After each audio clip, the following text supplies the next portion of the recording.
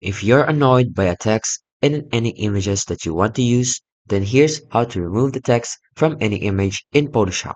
So the first thing you want to do is basically make a selection. And one of the most effective and fastest ways to make a selection is to use the Object Selection tool.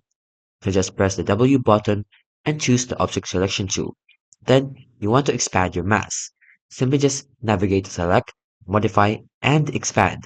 Adjust according to the image needs, which is often 2 or 3 pixels, which will be sufficing. Then you want to use the content-aware fill. So from that, you can use the AI or the generative fill to just simply select the content-aware and watch as AI's work its magic. And it will remove the text for you.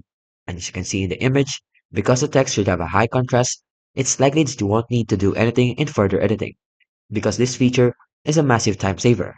Because of this AI and the new version of Photoshop now, you can just easily remove the text from any images and just refine and make for perfections by adding some clone stamps, and after that, the final result should look like this. And as you can see, there's a lot of really smooth editing. And because of the AI, there's no longer a text in the image. If you like this video, don't forget to like, subscribe, and turn on the notification